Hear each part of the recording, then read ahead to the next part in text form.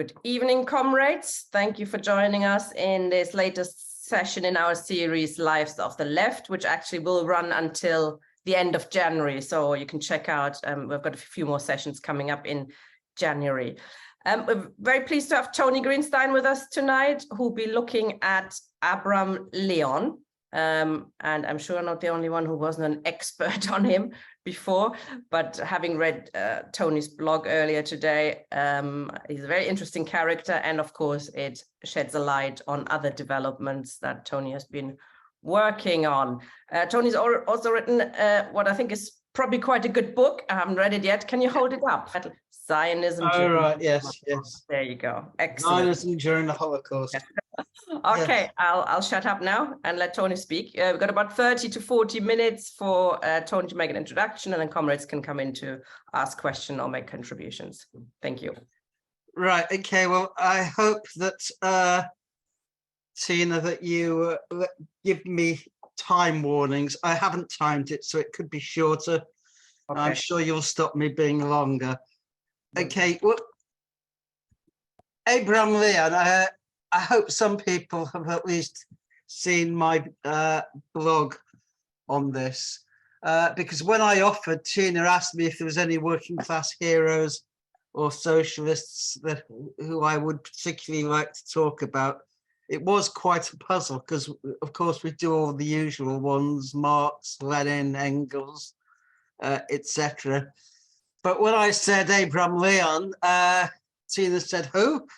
And this is a testament to the way that Zionism has colonized and monopolized the history of the Holocaust. So that was part of the reason why I decided to write a book, Zionism During the Holocaust, because anti-Zionist heroes, the socialist, the communist opposition to the Nazis and to Hitler, gets very little mention. We all know of Stauffenberg and the officers' revolt against Hitler, but we know very little about, if you like, the socialist, the working class opposition to the Nazis.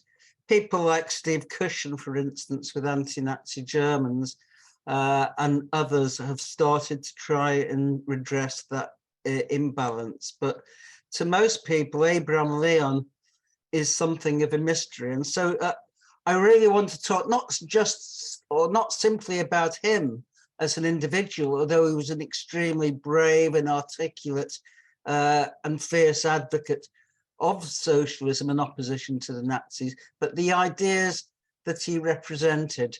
I think that is really the most important thing. If I can give really a potted biography of Leon, I think that would be useful. He was born in 1918 in Warsaw to what was called petty bourgeois Zionists. It was a Zionist family.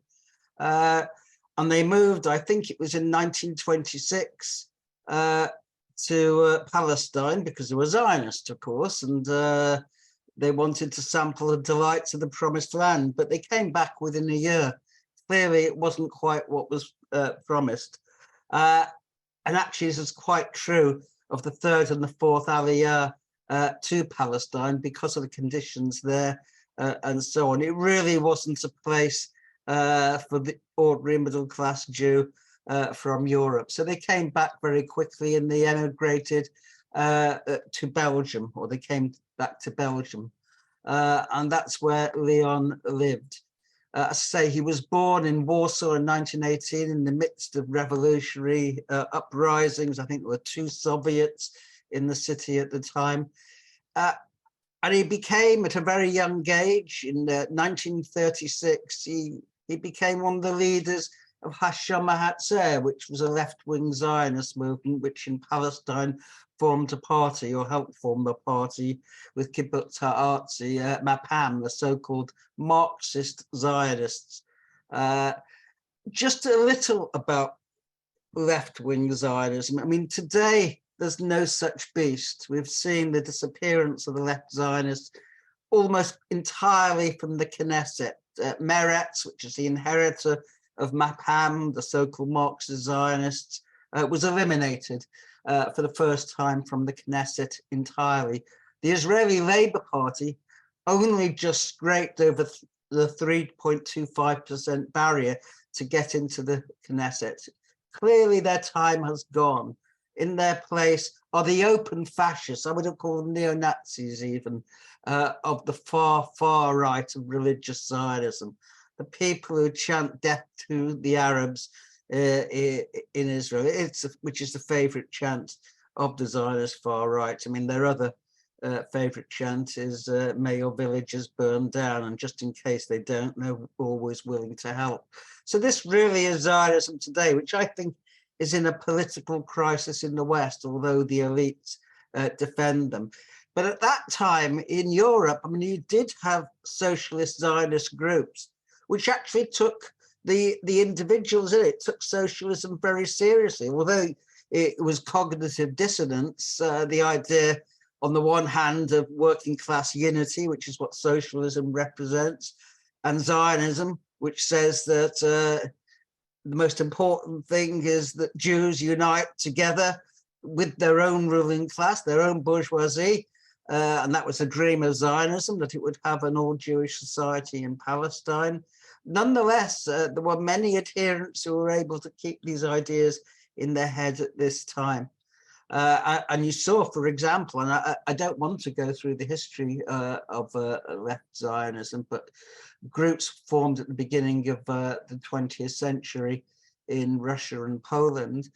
But you saw with the Bolshevik Revolution, the left Zionist groups, Pole Zion in Russia, folded almost entirely into the Bolsheviks. They lost their dream of Palestine, if you like. It had no relevance to a situation where, unlike what the Zionists said, anti-Semitism could actually be fought, because one of the very first declarations of the Bolsheviks was its implacable opposition to anti-Semitism, which they saw quite correctly as a weapon to divide the working class. And they said, if you're for anti-Semitism, then you're also for the Tsar.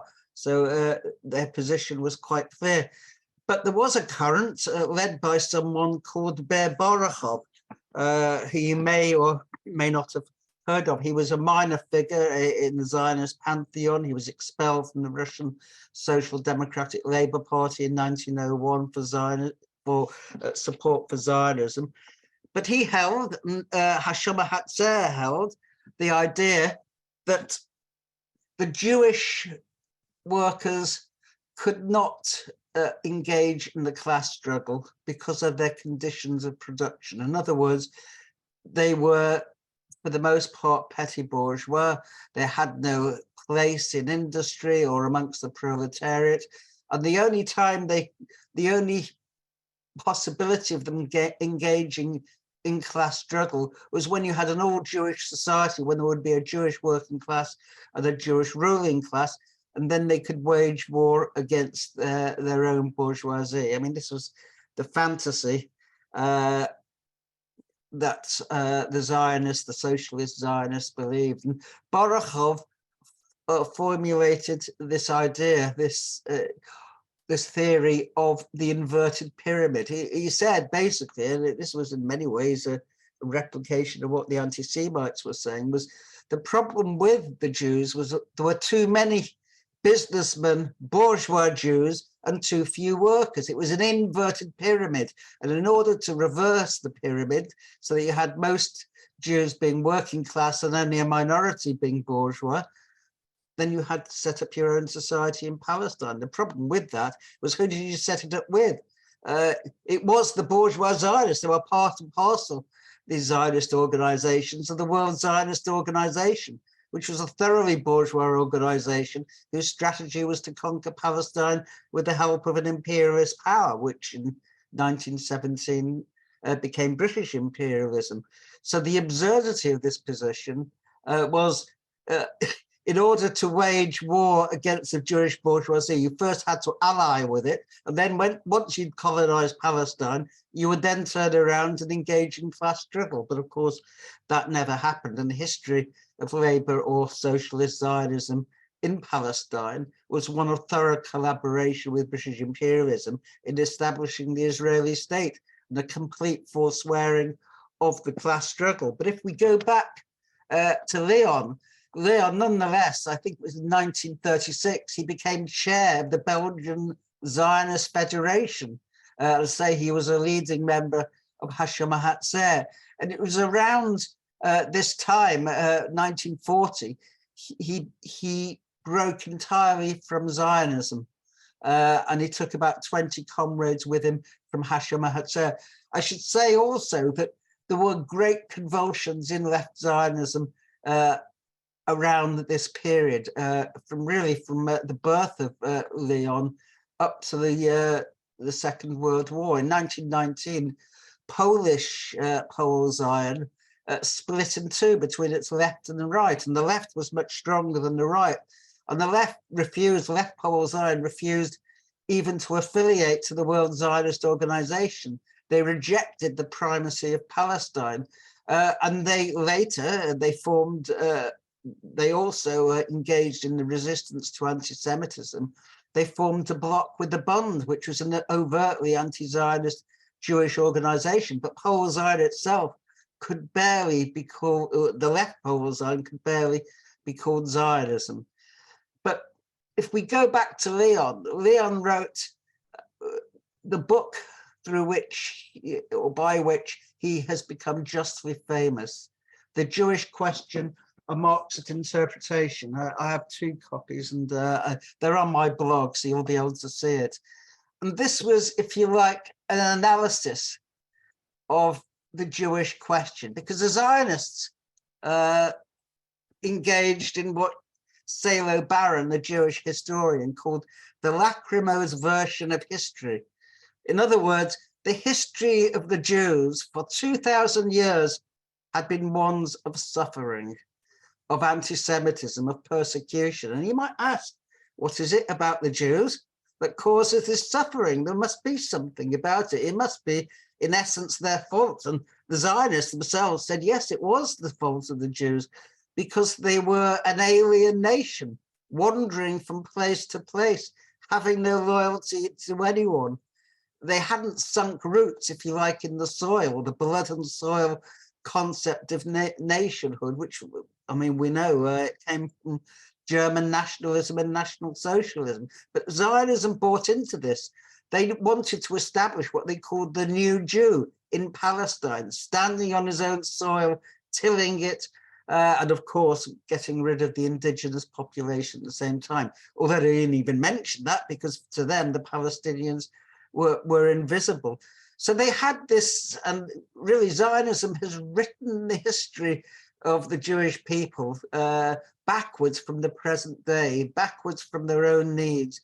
They haven't looked in any way whatsoever at the actual history. For example, one of the cardinal axioms of the Zionists is that the Jews were expelled with the fall of the temple in 70 AD to the 4 corners of the earth. The only problem with this, as Shlomo Sand, Abram Leon, and many others have pointed out, is there is actually absolutely no evidence whatsoever that the Jews were expelled from Palestine. Quite the contrary. The Romans didn't expel whole populations. That wasn't their modus operandi.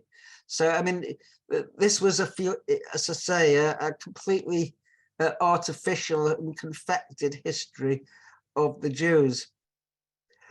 So Leon asked, really, what is the cause, or what was the cause of anti-Semitism?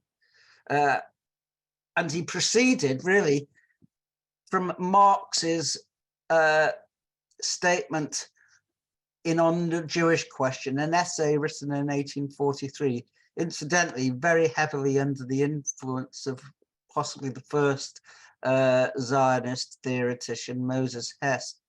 And he said, you have to, you don't look for the secret of the Jew in his religion, but rather for the secret of his religion in the real Jew.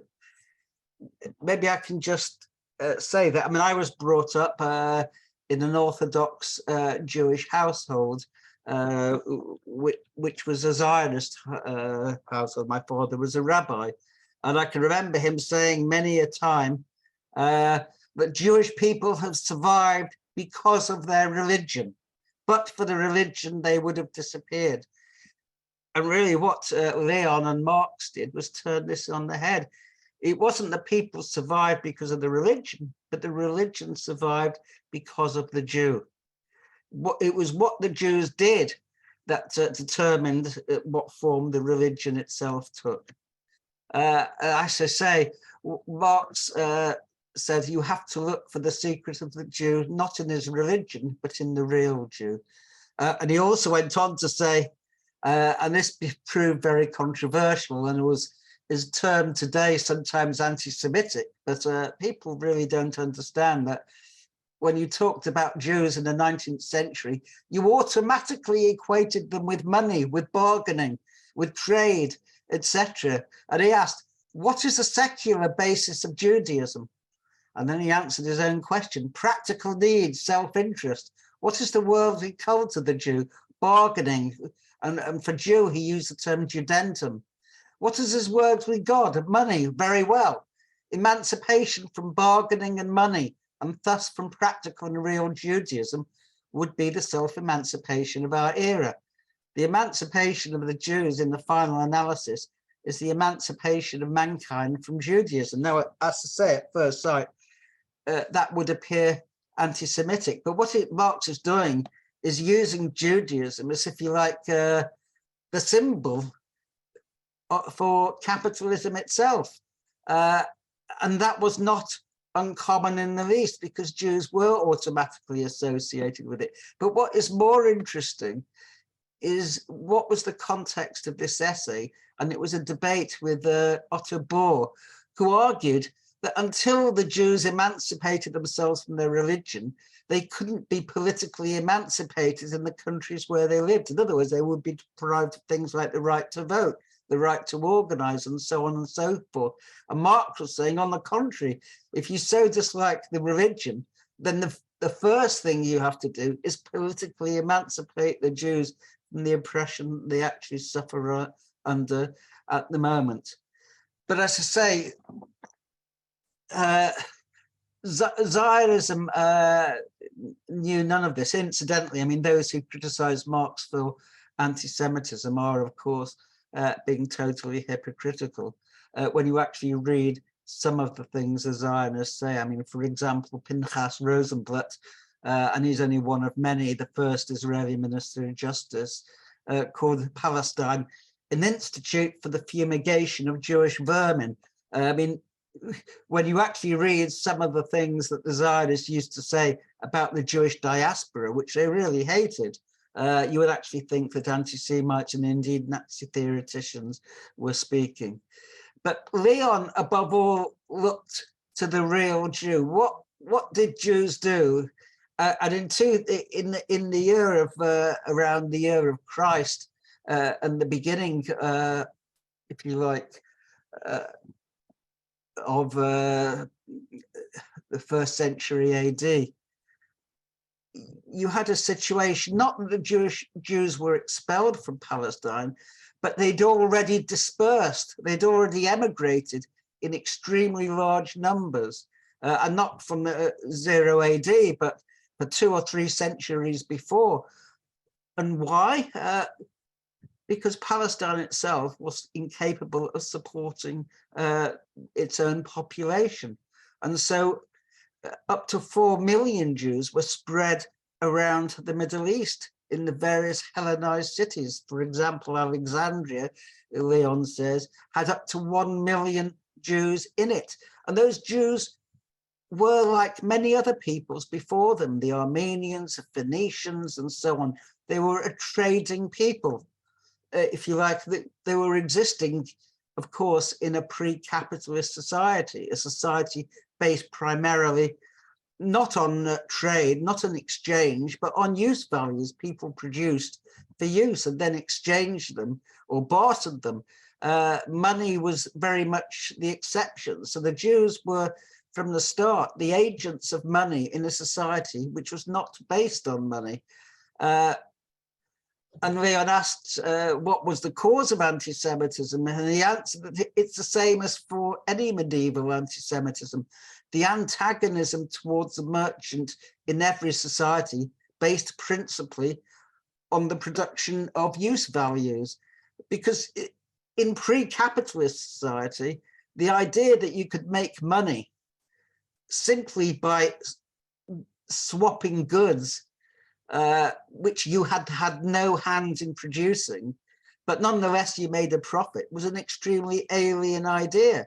I mean, of course, today, the idea of making vast fortunes in the stock market, hedging bets against the future value of shares, the rise and the fall in the currency is taken for granted because those are the values of capitalism. But in medieval times, you produced something and then you exchanged it for something else.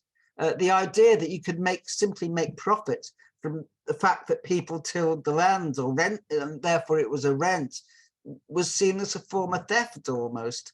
And so Leon traced the history of Jews from their origins, or their supposed origins, in Palestine. We'll come back to that maybe later.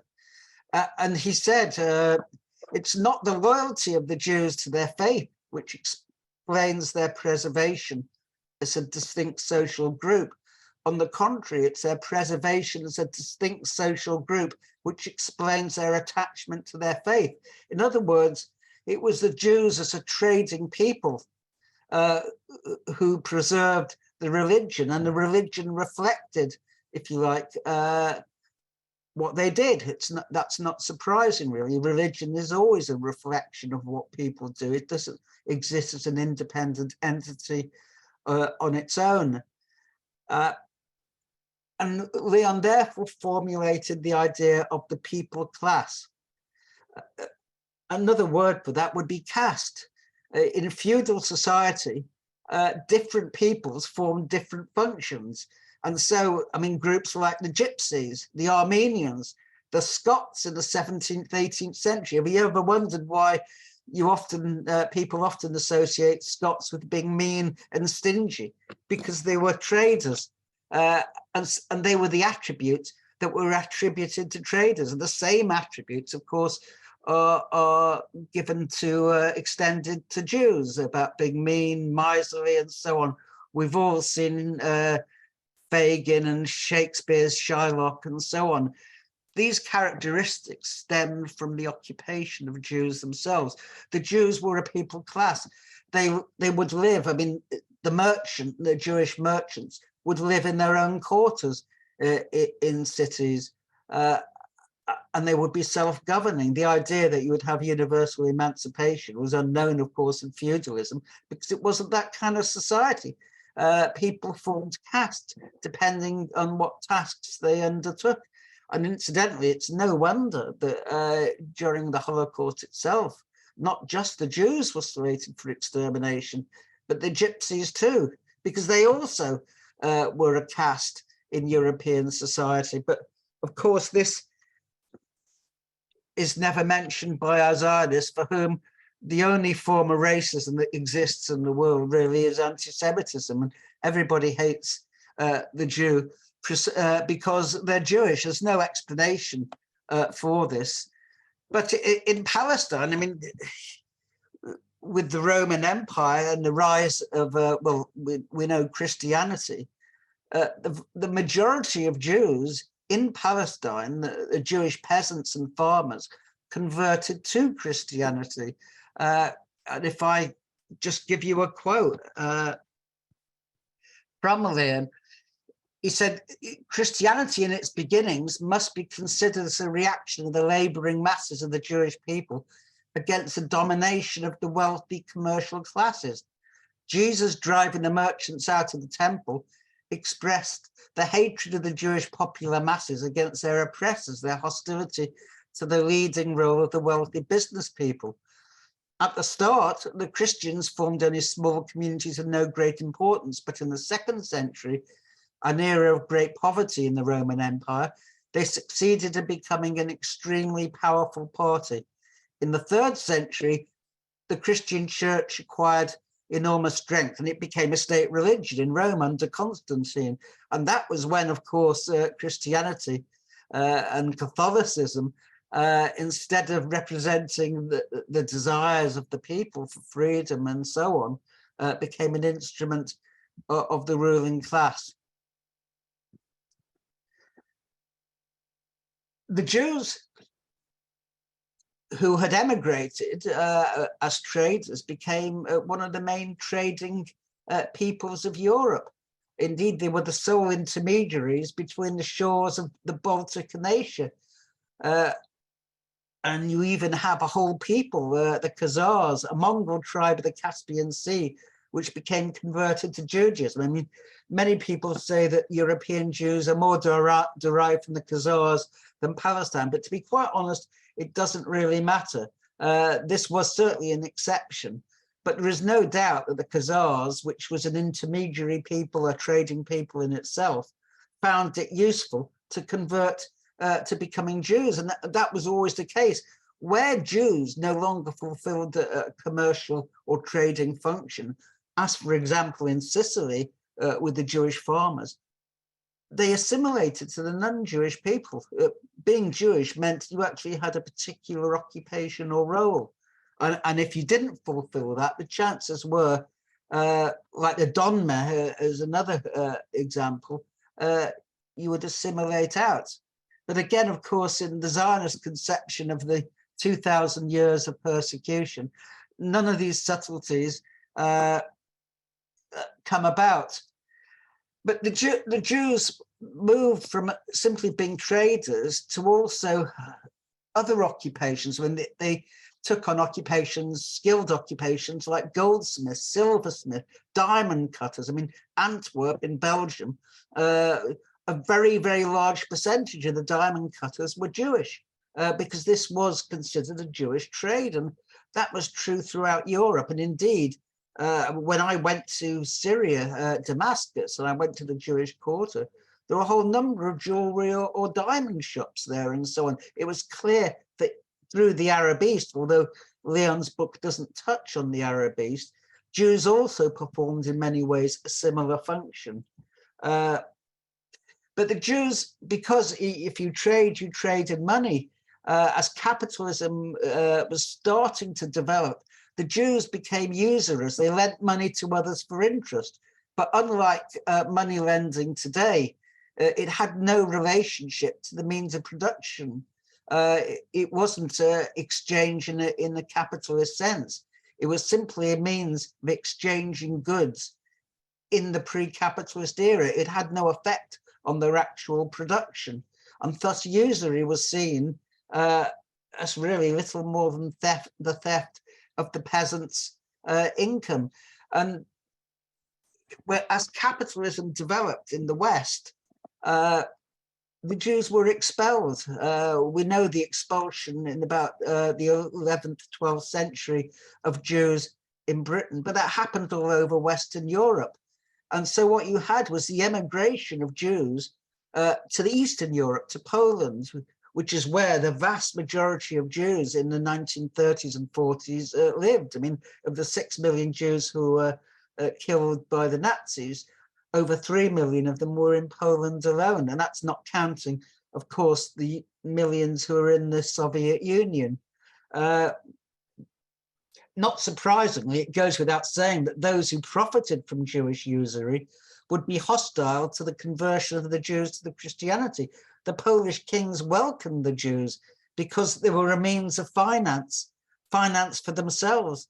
And they would often, the Jews would be given permits and licenses to collect the taxes. They became tax farmers and stewards for the Polish kings and the Polish nobles, in return, of course, for the loan of money and so on. So, I mean, there was this Concordat, and it was really only in those, I don't know how I'm doing for time, Tina, but it was really— 30 minutes we've done. What? You've done 30 minutes. Oh, right. Okay, fine. It was only really with the development of capitalism, or the beginnings of capitalism in Eastern Europe in the 19th century, that the Jews started to experience hostility and what we know as anti-Semitism. I mean, there was only a small number of Jews who were left in Western Europe. And of course, in Britain, they were remitted by Cromwell, and there were small numbers of Jews living in the West, but they were assimilated, and they acknowledged no relationship with the Jews still living under the conditions of feudalism. Leon says, a Jew of London as little resembles a Jew of Constantinople as the latter does a Chinese Mandarin. And of the Jews in Eastern Europe, he would say that the Jewish stewards strove to draw as much as possible from the manors and to exploit the peasant as much as possible. The little Russian peasant bore a deep hatred for the Polish landed proprietor in his role as foreigner and noble, but he hated even more, perhaps, the Jewish steward with whom he was in continuous contact. Now, I mean, there were, as people may know, a number of severe pogroms and massacres of Jews. In York, for example, in Norwich, and the revolt in, I think it was 1640 in Poland, the Cossacks and the Chmielnicy, when thousands upon thousands of Jews were massacred. But what drove these massacres? It wasn't a hatred of the religion, it was a hatred of the Jewish role as usurers, as the lenders of money. In fact, the common feature of all of these massacres was the destruction of the credit notes that the Jews had extended to them. Basically, they were destroying their debts. Though in England, the king demanded protection and safety for the notes so he could inherit the debts that the massacred Jews had had. And that's not atypical in many ways. And that's very important to understand, because anti-Semitism in the pre-capitalist era came from below, from the peasants, from the commoner, from the ordinary person. But under capitalism, when Jews lost their distinctive social and economic role, and this is a really important part of Abram Leon's thesis, the idea of a people class, that the people class ended when capitalism began. The distinctive socio-economic role of the Jews was no longer applicable. And so anti-Semitism became a weapon of the state. We saw that in Russia, for example. I mean, before the Nazis, it was the Russian Tsar who was the most hated of all amongst Jewish people for the pogroms, which had killed thousands in Tsarist Russia. And I sidetrack or digress somewhat when I say that in 1903, the most famous pogrom, it was April, if I'm correct, 1903, the most famous pogrom was at Kishinev, when I think about 50 Jews were killed, hundreds were injured, and it was reported very widely in the West, the New York Times and the Times in this country. It was organized by the Black Hundreds, a group which had been set up by the Interior Minister, von Plehve. And yet 3 months later, Theodor Herzl, the founder of Zionism, made the journey to visit Plehve and his fellow ministers in order that Zionism, the Zionist movement, could be legalized in Tsarist Russia. And amazingly enough, alone amongst any political movement, the Zionist movement was legal under the Tsars, very much the same as it was under Hitler. And this is, again, another characteristic of Zionism. It never opposed anti-Semitism. On the contrary, it always sought agreement with anti-Semitism in order to achieve its aim, which was a Jewish state. But at this time, I mean, there was if you like, when capitalism was expanding, as for example with the French Revolution, the will of the bourgeois society was to assimilate the Jews. And that's why, I mean, they instituted the process of Jewish emancipation. The Jewish emancipation first took off with the French Revolution in 1789. In Britain, I think it was 1850, 1857. Jewish emancipation, the right to vote, the right to stand for parliament. In Germany, it was 1871 that the Jews were granted emancipation. Everywhere the bourgeoisie wanted the Jews to become as one with them. And that's true. I mean, if you look at the statistics for Germany at the beginning of this century, or Italy, over 50% of the Jews were marrying out. Judaism and the Jewish people were on the road to extinction, and certainly in Western Europe. It was in Eastern Europe where the reservoirs of Jews were contained. But with the oppression in Tsarist Russia, which of course included Poland, you had the mass emigration from the middle of the 19th century of Jews to Western Europe, and that recreated what is called the Jewish question. For the Zionists, this was anathema, because what was the point of re-emigrating to another country and then recreating, as they saw it, anti-Semitism? Because they, in their view, in Herzl's words, the Jews carried anti-Semitism with them. They actually introduced anti-Semitism. But in Eastern Europe, you had capitalism both developing and yet decaying, going into a slump and decline at the same time.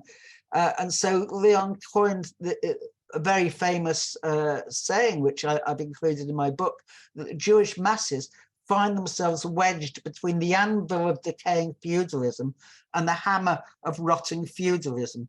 And when it came to Western Europe and the rise of anti-Semitism in Germany, it was the past role of the Jews as users, as moneylenders, tax farmers, which weighed heavily on their descendants.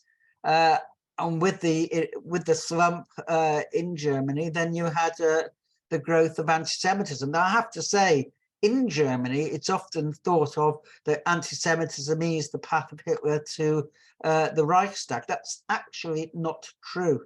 Between 1930 and 1933, when the Nazis were campaigning to become the major party, which they did in Germany, anti-Semitism was actually played down. So anti-Semitism never had really a base in Western Europe, because feudalism was now quite far in the past.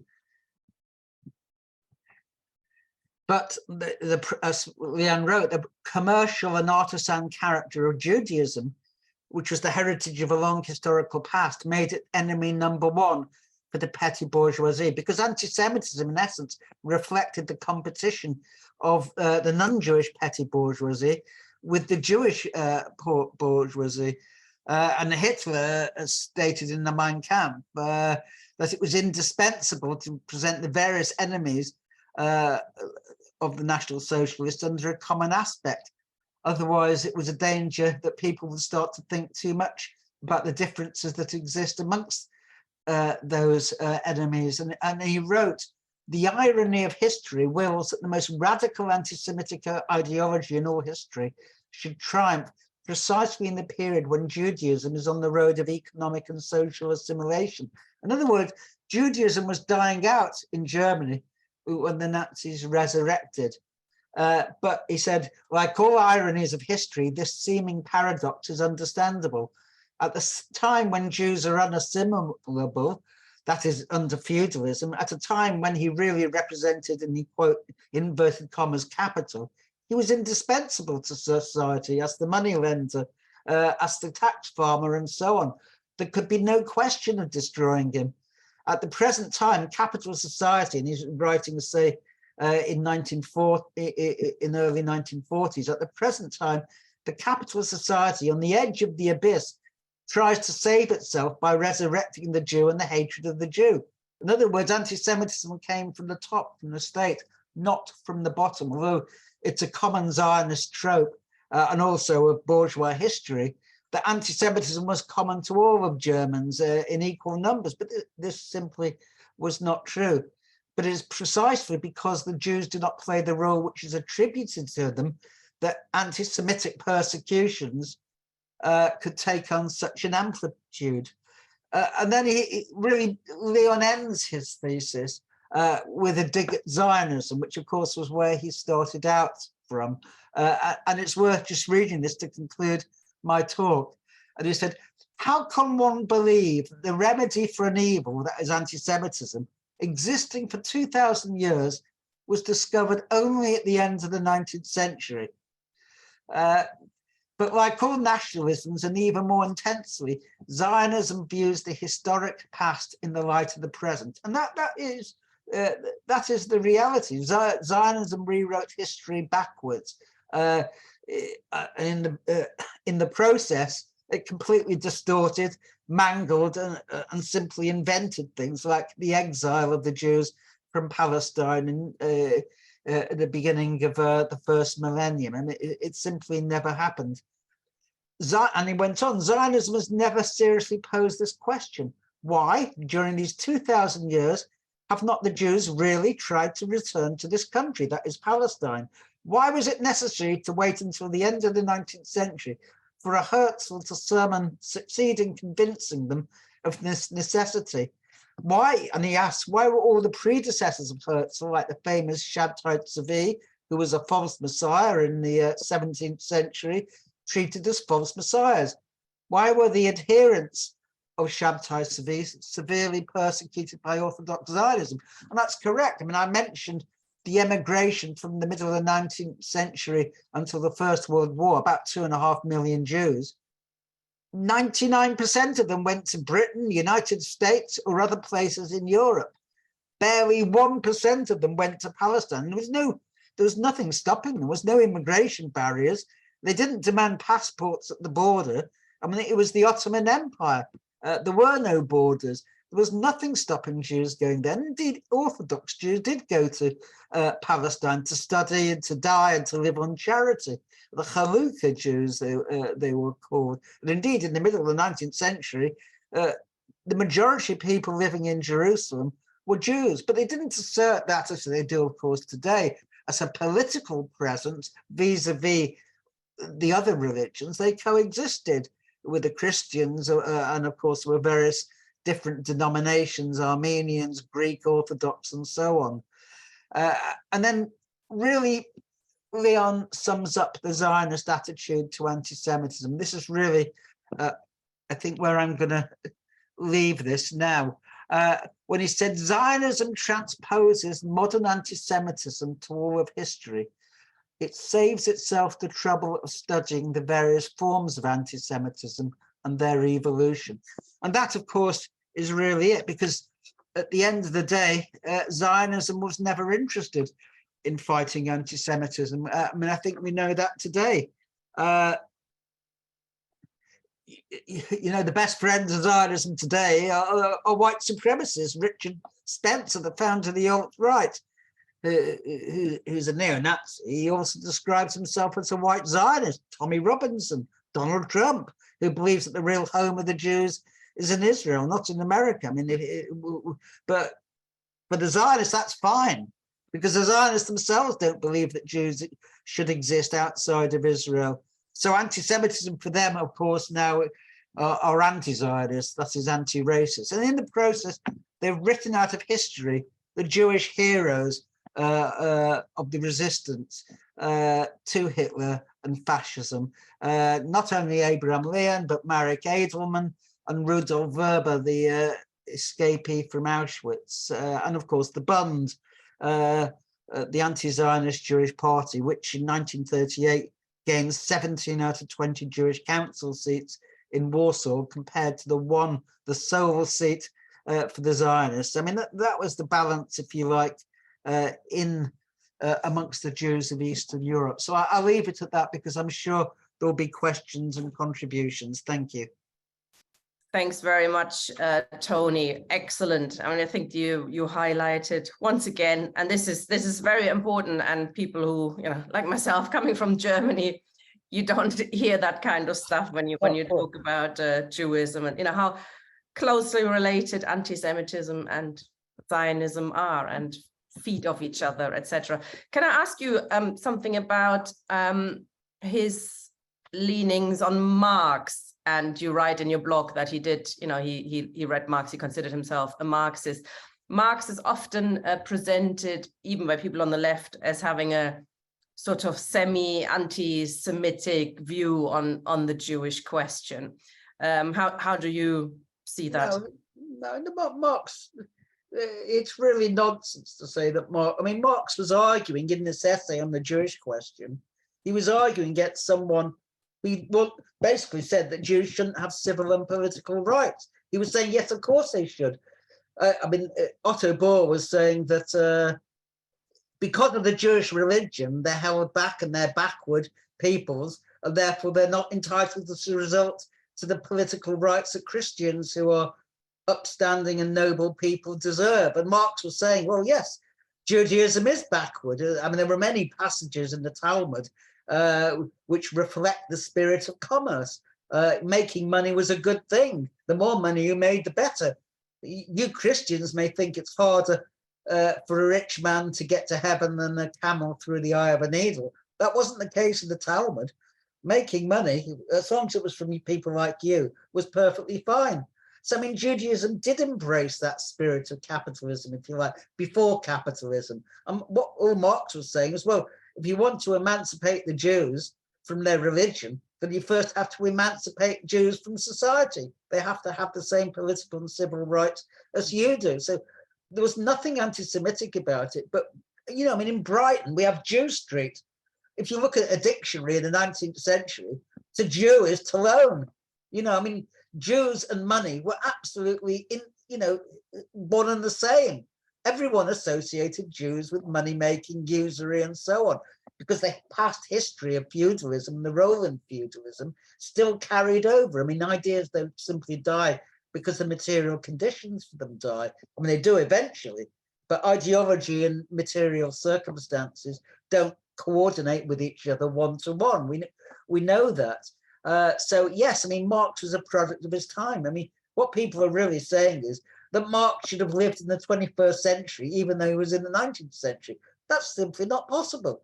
Of course, Marx reflected the conditions of the society he lived in, so he used the language of that society. He would have been understood then not to be an anti-Semite. On the contrary, the people who opposed emancipation were the Orthodox Jews and the Zionists. The Zionists hated it because they saw emancipation was the road to assimilation. Today in Israel, assimilation to non-Jews, marrying out, is called the second Holocaust. That's what the Wahhabis say. Assimilation or intermarriage is a second Holocaust. This is how the Zionists treat it. So, no, I reject the idea that Marx was in any way whatsoever anti-Semitic. He was, after all, a baptized Jew himself in many ways. No. Well, you're Jewish and anti-Semitic, aren't you? Well, in that sense, of course, yes. If you oppose Zionism, if you support the oppression of the Palestinians, you are anti-Semitic. But of course, that rests on the idea that it is natural for Jews to support whatever Zionism does in Israel. And actually, it's that which is anti-Semitic. You associate Jews with everything that's happening now today in Israel. In your blog, you mentioned, and it's quite interesting, the Warsaw Uprising and how Zionists, the Zionist leadership tried to stop people from going and supporting that. It's sort of a question on that. Do you think, because this did remind me a little bit of also, sort of Turkish, Kurdish freedom fighters sort of sacrificing themselves as well. It's very brave, etc. But starving yourself to death isn't, not going to really, change history in that sense. Did they know, you think, that the comrades you're quoting there, did they know that they were going to be dying there? Yes, they fought on the basis. This is where John Rose of the SWP is wrong, incidentally. He sees the fighting of the Zionists as somehow inherent in Zionism. But these people, Mordechai Neilwitz, who was the first commander of the Warsaw Ghetto Resistance, Frumkin, Haj Klinger, who I have particular admiration for, these people pledged. They weren't fighting for their escape. They were fighting for the principle of not allowing themselves to be taken to Treblinka and simply put in a gas chamber.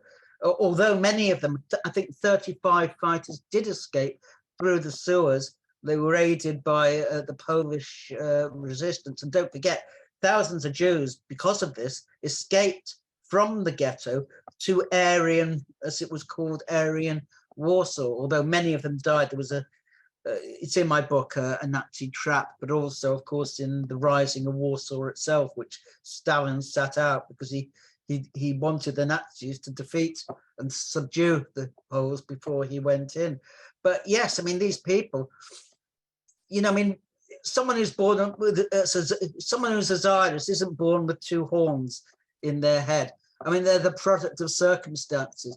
When people despair of the fight against racism or anti-Semitism, they turn to separatism. That's true of Black people. Marcus Garveyism was called Black Zionism for the same reasons. He adopted many of the ideas of the racists, that Black people, yes, they didn't have a place in America. I mean, he actually said that the Ku Klux Klan lynched racial pride into the Negro. You know, I mean, some horrific, and he had a pact with the KKK against his Black opponents at one time. So, I mean, Zionism did nothing new when it collaborated and cooperated with the enemies of the Jews.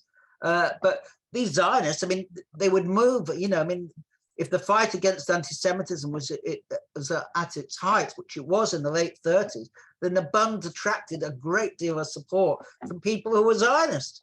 They voted for them. The Orthodox Jews voted for the Bund, and so on. It was really a mass movement amongst the Jews, we shouldn't forget. The Zionists were completely isolated by then. They'd had a mass base in Polish Jewry in the 1920s, but they steadily lost it because Zionism was seen as totally irrelevant to the fight against the Polish anti-Semites, because Polish anti-Semitism was a mass phenomena amongst the Polish petty bourgeoisie, because, you know, that was the expression ideologically, the competition with Jewish petty traders, because in essence they were. But yes, I mean, people like Hajka, Klinger, Anielewicz, from Kropotkin and so on, one has to have admiration for them. They were instructed by their movements to leave Poland and go to Palestine, and they resolutely refused. They said, we will stay with the avant-garde. The avant-garde will stay with the people. The leadership will not desert, which is what the Zionists did. As soon as the Nazis entered Poland, Menachem Begin was off like a shot and ended up in a prison camp in Russia before being allowed to emigrate to Palestine. But no, I mean, these left Zionists took their socialism seriously. And in the period of struggle against anti-Semitism, their Zionism was really disappeared. And Hajka Klinger, whose diaries I'm starting to read, when she got to Palestine, she made this blistering speech to the Histadrut executive, condemning the role of Zionists in Poland and saying they betrayed the people. They led the Judenrat. They uncovered hiding places where Jews had hidden from the deportation squads and so on. I mean, you had massive incidents where the Judenrat, the Jewish councils, betrayed the resistance, the Jewish resistance to the Nazis. They fulfilled a terrible role. But 2/3 of them were Zionists, according to Isaiah Trunk, who's written an extremely comprehensive history about it. So the Zionists today are in the business of one, playing up the resistance. And there wasn't a great deal of resistance, not surprisingly. On the other hand, defending the Judenrat, because they were collaborators like themselves. So yes, one has to have admiration. Klinger went back and made a blistering speech attacking the role of Zionists and saying that because of their collaboration, the masses hate them and we have to bring them to trial. And she was reprimanded by Mayor Yari, the head of Mapam, which was really a pro-Soviet Stalinist Zionist party. And her diaries were edited so badly that if you want to actually understand what she said, you have to actually go to the originals. They completely omitted whole passages, changed them and so on. And they did that to all of the Zionist fighters because what they were saying did not accord with the Zionist narrative. But again, I put this in my book and you can read this at your leisure. I will. Thanks, Tony. Ken, please.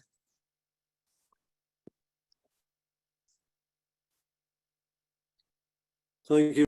Oh, sorry, comrade, I muted you again by mistake. We pressed the button by the same time, sorry. Can you hear me now? Yeah, I can hear you, yeah. Okay, thanks. Thank you very much, Tony. And I have ordered Avram Leon's book on Amazon. I think there's one copy left if anybody else to do that.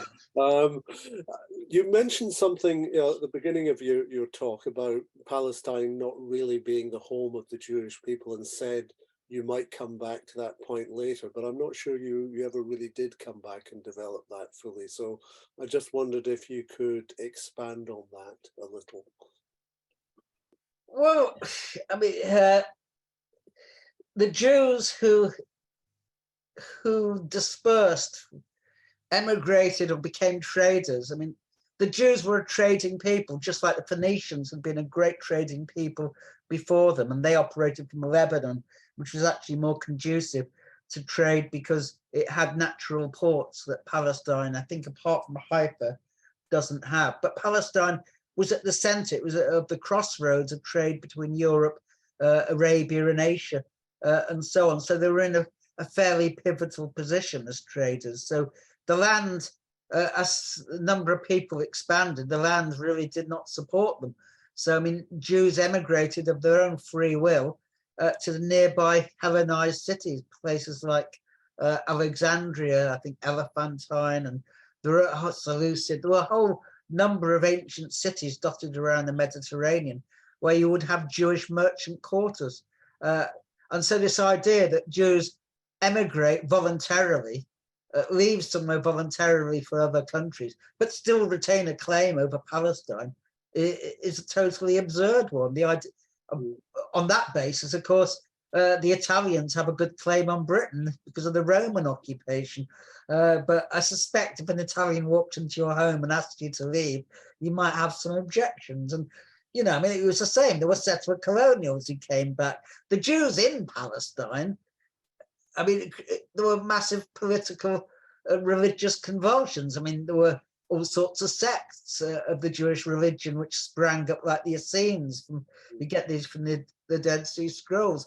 And you have, I mean, Jews were, I mean, Christianity, the death of Christ and so on, really represented the rebellion of the poor Jews against the rich Jews, the Herods, the pro-Roman Jews, the high priests, and so on. And gradually this took a religious form, as often social and economic struggles did. And a large number of Jews basically became Christians. There was no conversion. It was just a gradual process, I guess.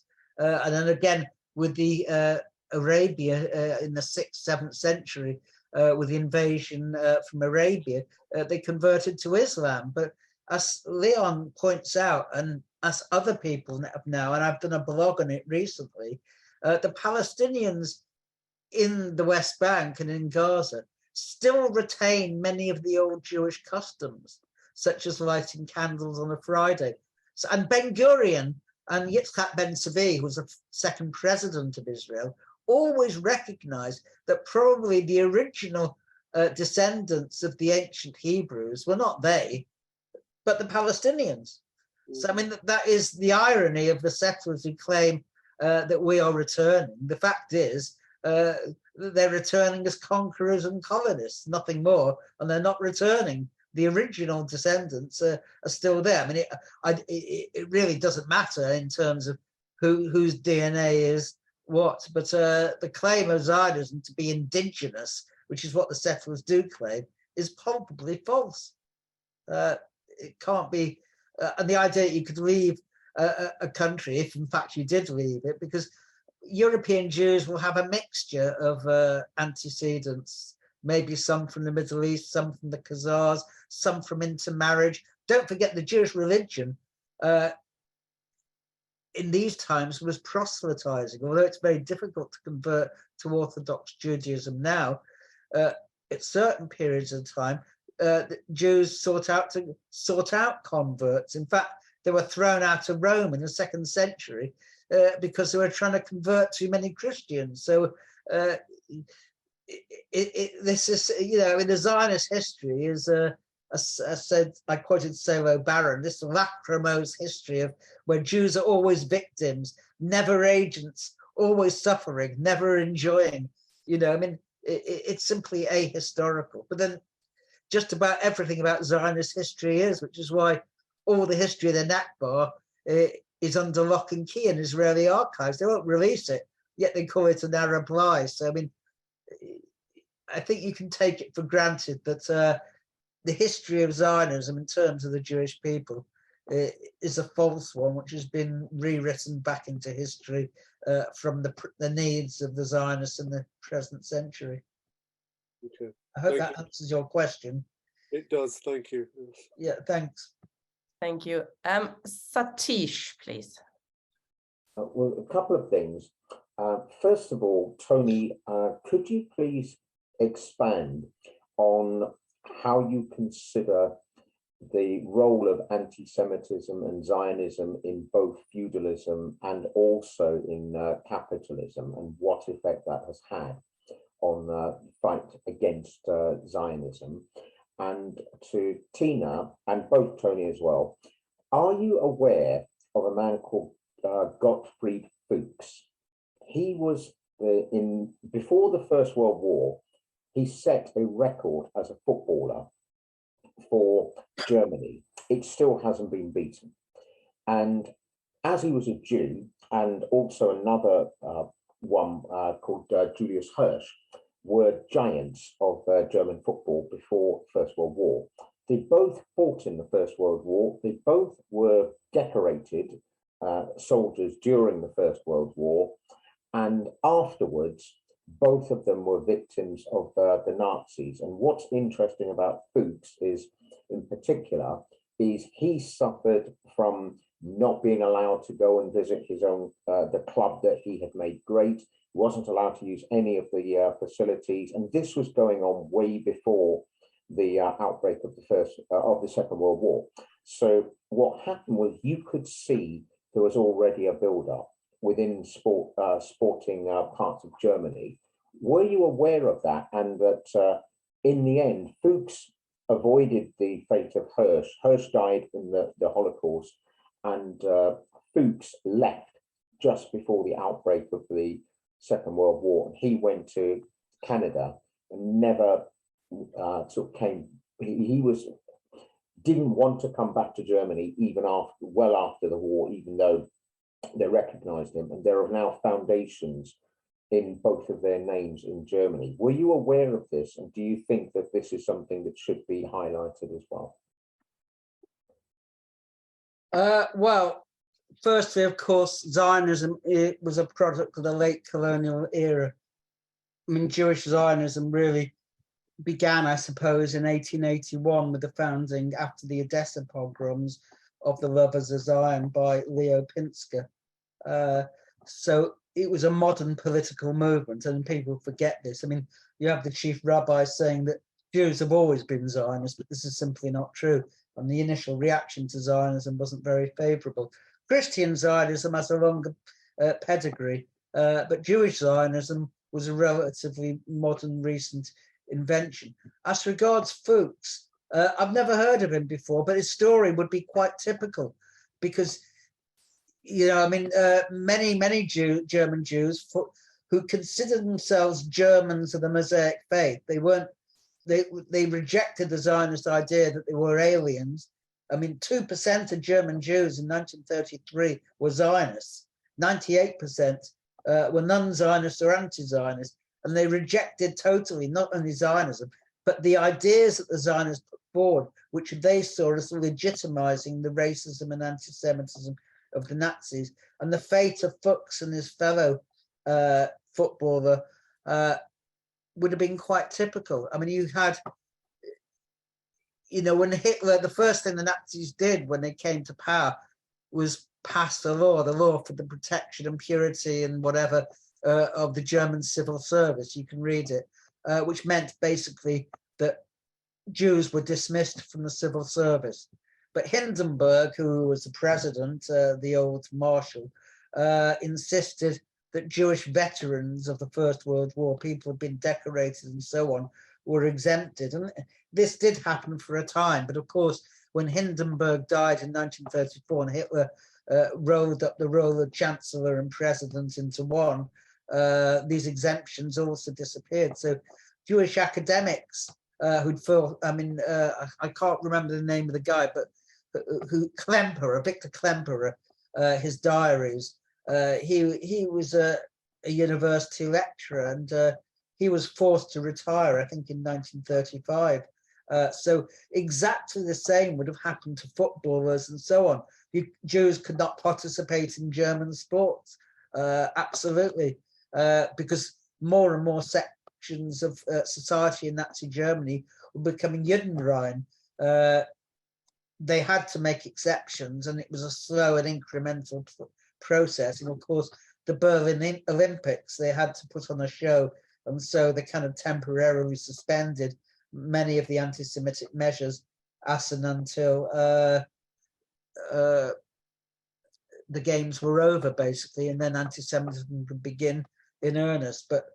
And of course, the 38 pogrom, the Kristallnacht, was the major event which made everyone in the world aware of what the nature of the Nazi regime was. Because, of course, when Hitler came to power, he promised there would be no pogroms or outbreaks of violence or anything of that sort. But as time wore on, those promises became meaningless. So, yes, what happened to the people you mentioned is completely in accordance. The Jews who had distinguished war records, who were famous footballers and scientists as well.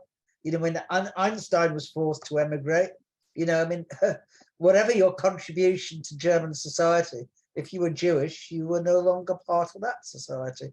That was laid down in the Nuremberg laws, of course, the laws of racial separation, the laws for preservation of race and nation. I hope that semi-answers your question. Just want to mention Julius Hirsch is quite known, actually. There's a prize, even some I think football award of some kind. So he's relatively known. Gottfried Fuchs I've not heard about before, but Julius Hirsch, yes, is known. But you know, that is part of German culture as well. I was going to say you will know that, but I won't. Yeah. Thank you, Comrade Satish. Okay, next one is Agnes. I think last time we had you on, you caused quite a controversy. Looking forward to it. Did I? I think you did, yeah. Hello, Agnes. Oh, I guess I must have said at that time that my view of Zionism differs from a lot of people on this platform. I guess I must have said that because that still is the case, but I'm not trying to say that now. It's just that the title of this session was like Lives on the Left, Abram Leon. And I'm just wondering if we know anything about the life of Abram Leon, because I don't know anything about him, except that he was murdered when he was 26. So I would want to know a bit more. I just Googled him while we were doing this. Sorry, but I'm quite good at multitasking. And this nothing much, except that he's Belgian and Jewish and Trotskyist, but he was a person. So does anybody know anything like what he did for a living and anything about his life? And also, was he murdered in Auschwitz because he was Jewish or because he was a Trotskyist? So basically what I'm saying is like Lives on the Left, Abram Leon. Do we know anything about his life? Okay, well, we don't.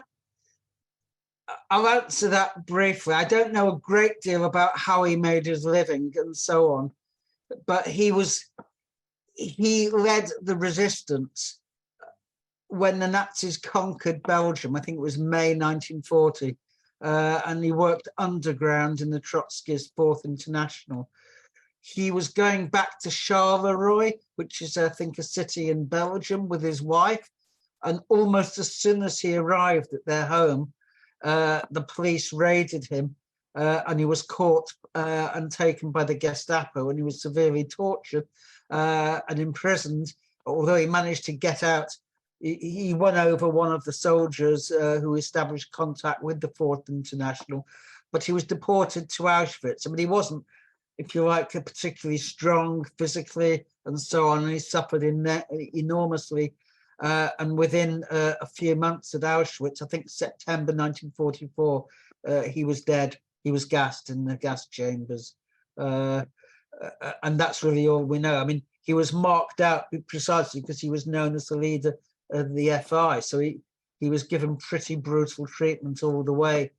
We don't know, obviously, the details of that, but the indignities and all the other suffering were very difficult because he came from a middle-class petty bourgeois background himself. His parents were fairly respectable and so on. So, I mean, he'd thrown himself into what was very, very dangerous work because the Trotskyists in Belgium, unlike the communists, believed that you should also try to win over the ordinary German soldier as opposed to, of course, the SS. And this was extremely risky work because, it would be very easy for a soldier who you thought you'd won over and work with as a socialist to be informing on you at the same time. And traps were laid. I mean, you should really read the book by Steve Cushion and Marilyn Moose. It's a very good one. I reviewed it on my blog, Anti-Nazi Germans, because it does detail that. And there's another book I've got. Oh, let me just have a look, since I'm going to be reading it, if I can find it. Maybe I can't. Yeah, this one. On Strike Against Nazis, as a Socialist History Society.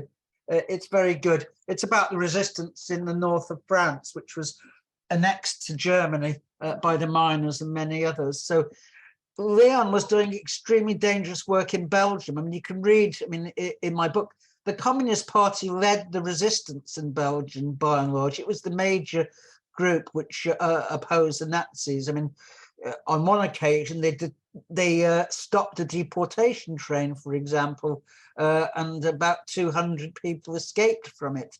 As far as I know, that was unprecedented in Europe. The head of the Judenrat, a guy by the name of, I think it was Robert Hilsinger, was executed by the resistance. The Judenrat, the Jewish councils, everywhere they were established, Jews died because they collaborated completely. Like in the Netherlands, for example, 75% of the Jews died. But in Belgium, it was about 40 to 50%. And that was basically because there was a strong resistance, which placed children in special homes. The Catholic Church was very favorable and so on. So, Leon was working under extremely difficult and dangerous conditions. And that's what we have to accept. And of course, we don't know the exact circumstances of when he met his death, but we do know he died in the gas chambers. Thank you, Tony. Okay, thank you. Yeah. Somebody asked in the chat just now did he write his book in captivity, and if so, how did he get it? No, it was about 1942. I think the book was written. It was really undiscovered. It was, people haven't heard of him. It was made famous by Maxime Rodinson, who was a Jewish anti-Zionist. I think he was allied with the French Communist Party in 1968. As when there was an upheaval in France, the student riots, the workers' general strike, and so on. And it was one of these kind of nuggets which was uncovered. Rodinson himself was not a Trotskyist. I think he was a communist, but nonetheless, he publicized this work and helped make it famous, and then it was republished several times. Okay, thanks, Tony. Okay, Anthony, please. I think Tony, I can't remember her name, I asked about Trotsky's ideas are quite important, because I think one of the weaknesses of Tony's speech is he didn't talk about the class differentiation in different periods. I don't know much about it when they became capitalist aristocrats or different religions or middle working class or peasants. Very complex history. Because I think the first merchants were the Phoenicians, and I think Islam, I read in one issue, so it was a tendency in Judaism before it broke away. So until Zionism came about in the Israeli state, they used to help each other as refugees. So there's that kind of common history together. But I think it wasn't just the lower middle classes that are anti-Semitic. It may be in the aristocracy. When I was at school, Edward I did a whole campaign against the Jews in France, throughout Western Europe, because it'd be the battle against the aristocracy and the capitalist elements. But I think also also we have to distinguish between the nationalism of the oppressor and oppressed. Trotsky would oppose Zionism because he was oppressing the Palestinians. The black nationalism, Trotsky said that because of the extreme racism, they had the right to form a black state. Because what's happening now is the Poland Revolution could be being confirmed. Because of the capitalist crisis, we could have capitalism overthrown of all the oppressed elements coming together. And originally they opposed Zionism and support the working, that intersectionality, the working class, the Afro-Americans, the black people, Jewish people, women, and the lesbian and gay and trans are coming together. And there's great opportunities of radicalization because it's not people I'm meeting. There's possibilities and dangers. Some of them are becoming communists, even deprived working class. You were getting quite theoretical in Marxism I've been meeting in the last few days. There's some people, some of the fascists are pro-Zionists, but some of them are very anti-Semitic, bordering on fascism. And some are similar to Ricky Thomas. And so the strikes are coming out in handy. But we've seen the danger of neo-Nazism in Ukraine. And be interesting if Tony Clifford was alive, he'd have a similar view to Tony Greenstein, the critical support to Russia. I've got differences with Tony historical and the nature of that, and also Russia and China who's defending that is a positive thing. I mean, that's positive development. But initially, apparently they're moving on the journalists now. I mean, that could be the main ruling class. That won't be tolerated. That's why it's important they moved on them in Germany. I mean, I don't support the state suppressing them, but they're moving on them in Germany because of the Italian development. Some of these people are very dangerous people. I think there could be a working class radicalisation. We have this kind of crisis now, and we don't know much about Abram because of the underground circumstance of the extreme repression. But in this situation, one sentence, but in this situation, we're in a situation, we've got possibility of trusting getting a mass force leading war revolution. But if we miss this opportunity, if this was this kind of period on probably we all did in a little war, but people are radicalising in a big way. But the strikes and radicalisation is the best can slow that down. But there's a big opportunity. If we miss it, it's dangerous. I'll leave it there. Okay, Doc. Thank you, Corey. I'm not sure there was a question in that, but I just comment on one thing that I caught, which was about the social differentiation. I think people should be clear that the people class concept that the Jews formed a people class, a caste, meant that there was very little social or class differentiation between them. They were a people class in their own right. But under capitalism, the Jews begin to socially and politically differentiate. So you have for the first time a Jewish Jewish proletariat. Its composition was different from the non-Jewish working class. It wasn't concentrated in the heavy industry, for example, but there was an increasingly a Jewish working class, which opposed the Jewish bourgeoisie, where Zionism argued, of course, that all Jews had more in common than that which distinguishes them from non-Jews. So, I mean, that was why Jewish workers were the fiercest opponents of Zionism. If you read people like Ben-Gurion, he'll note that the job of the socialist Zionists, as he saw it, was to fight the anti-Zionists amongst the Jewish working class. But the Jewish working class also saw that Zionism collaborated with the very people who were oppressing them. So in the end, they didn't make a great deal of inroads. But apart from that, I didn't catch everything, I'm afraid. Ian,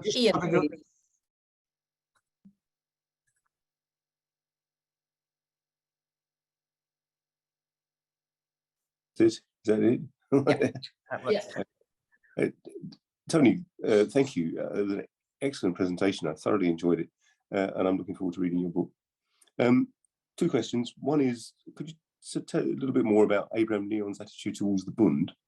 And the second one is there a sense in which monotheism in general comes into being because of the market?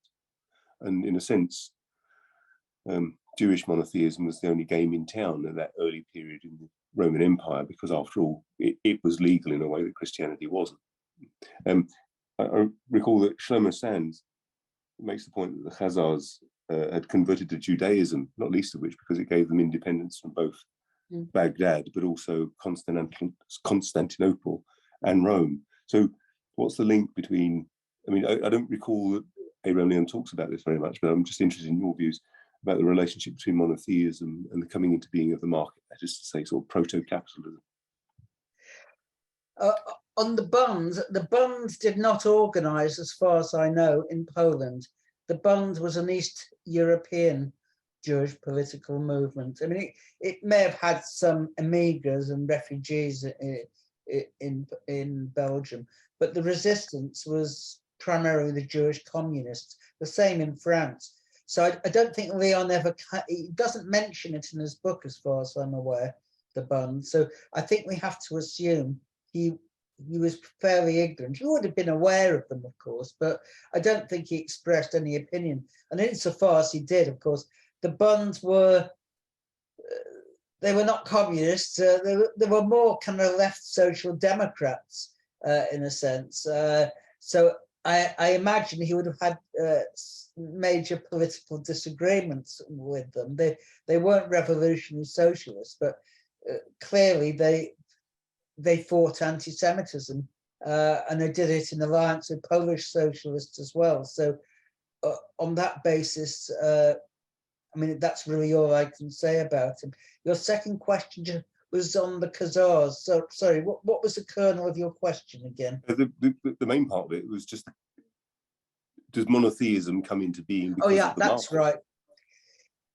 It's an interesting question. I mean, if you read the Old Testament, it's quite clear that the majority of Hebrews, who are Canaanite tribes and they mix and assimilated with all the rest, worship many gods. So I think it was an advance in a sense of monotheism, because it provided a singular explanation for everything you found around you, even if it was still related to the supernatural.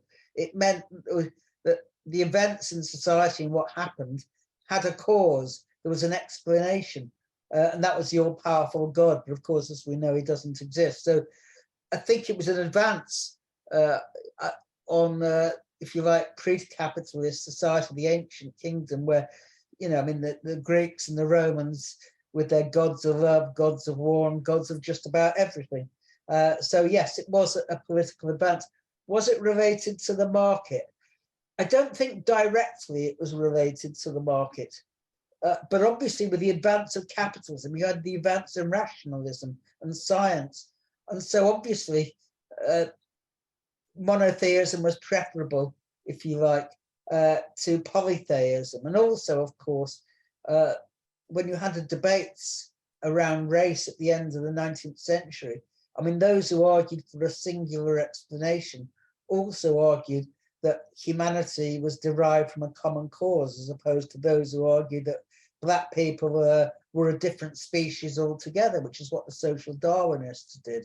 That isn't directly related to polytheism, but I think you get the idea that those who argued there was a common root to humanity were also those who were arguing for a single explanation, which was the single God.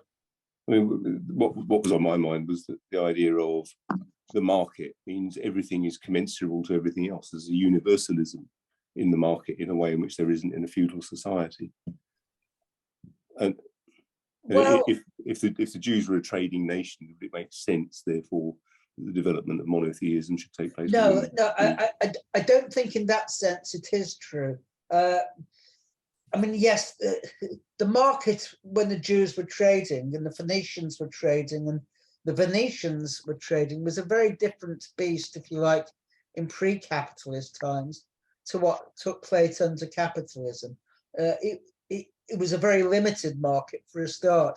You'd be exchanging precious goods and stuff from Asia, and you'd be relating primarily to the upper classes who had the money and the wherewithal to actually buy these spices and stuff, jewelry and so on from the East. So I don't think the market had the same role that it does today.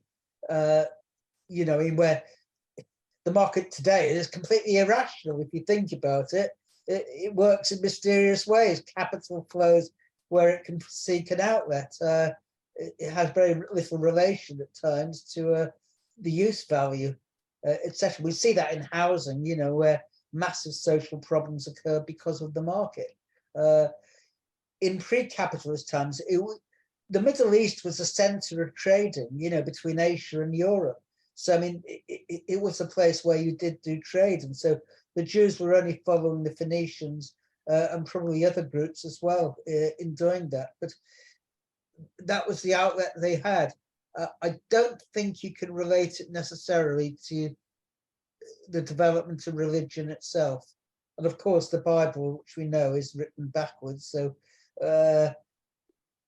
it gives a hint at what's happening. We don't actually know, but we know that there were severe social struggles, and the prophets, I think, bear that out most closely, the books of the prophets. Thank you. Thanks, Tony. You are being questioned on all sorts of things, aren't you? You're an expert on everything. Fine. Felicity wants to ask a question or make a comment, and she's got a cold, so she's keeping her Hi, yeah. Sorry, I've really got a terrible cold. It's really awful. It's not COVID, but I'm just feeling so unwell. But yeah, anyway, I'd like to say that I fully agree that Jews in Germany were assimilated. They were German first, Germans who happen to be Jews, but that's not so in Poland or in many other countries of the time. And also the Jews, I think what has to be understood, and I think it's the same thing with Black African population, is that Jews were always looked at as other because they were the enemy of Christianity in the way that the powerful wanted to manipulate their populations. So but yeah. So, and I also wanted to say that there was some, there was a differentiation in class. I think in Germany, I think in Poland as well.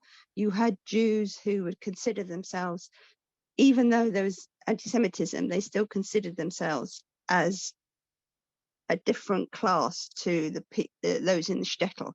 But that's something.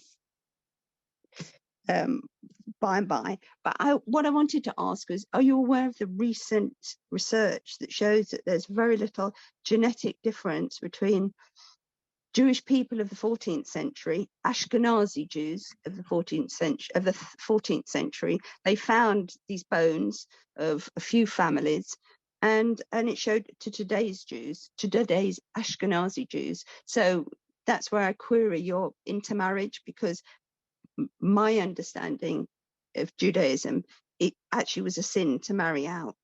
And this, of course, people did, but generally it wasn't considered, it wasn't the norm. So, and maybe this research backs that up, because what you say about, fully intermarriage, well, I would dispute that. For what period are you disputing it? Well, I'm saying from the 13th century, they found bones of Ashkenazi Jews, very important Ashkenazi, because most Ashkenazi Jews are European. They don't have any Middle Eastern. I don't, for example, and probably you don't. I think it's 2% of the population of European Jews are European. They're not Middle Eastern from the Middle East. They're not even from Poland or Romania or wherever they settled. They are Ashkenazi Europeans. So I would question all this intermarriage that you're I'm sure there was intermarriage, because there always is intermarriage, but I still would question it. And also the fact that this new research has shown that the Ashkenazi Jews of today, whether they're in Europe or whether they're in the United States, because that's the bigger populations, they can see direct, and you can tell things like diseases as well. It follows patterns. Yeah, what you thought. What are my thoughts? I think it depends. Sorry, I didn't catch your name. It's Felicity. Felicity, yes. Yeah, let us be quite clear. Under the feudal regimes in Western Europe and then Eastern Europe, the Jews formed self-governing communities. They governed themselves, they ran themselves and they lived often in Jewish quarters, which was different from ghettos, incidentally. And there was very little intermarriage, because if you married a Jew under feudalism, you were marrying into a different social class in a sense. So, I mean, or if you converted to Christianity, it meant you were no longer a moneylender, because Christianity forbade usury. But with the advent of capitalism and with the advent of emancipation, then there was an explosion in intermarriage. I mean, we know that Marx was baptized. We know that Disraeli was baptized. And this was not uncommon. That in order but that's a minority. Sorry, Tony, but that's a minority, and that is a specific type of people who, for specific reasons. But most Jews, and you can even see it today, whether even if they're not, they don't profess to be religious, they have this whole business of affiliation to Israel, isn't it? This affiliation to the. Well, I'm just seeing if I can find out, because actually there are statistics in Leon's book. I'm not sure I can find them now, but there are tables dotted around which shows the rate of intermarriage. He also goes into brunette, blondes, and mixed types, so the Jewish race. I'll just see if I can find it. So then, but how does that answer the question of these bones of a few families that have been found that were in the 1300s? How does this answer the question that you have this genetics have not changed within the Ashkenazi Jewish community in the West? Well, firstly, I'm not an expert in DNA or genetics, but I would imagine that if you married someone who was non-Jewish, your DNA would still stay the same. It might be diluted, but there would still be traces of it remaining. All I can do, and I have found it, it's on page 223 of the Jewish question, and I have no reason to believe these are inaccurate. He says for Berlin, between 1901 and 1904, 35.4%, that's 1/3 of the Jews married out. In 1905, it was 44.4%. In Hamburg, between 1903 and 5, 49.5%. In Trieste, in Italy, I don't know whether you've ever been to Trieste, it's a very cosmopolitan, but also industrial city. 61.5% of the Jews were marrying non-Jews.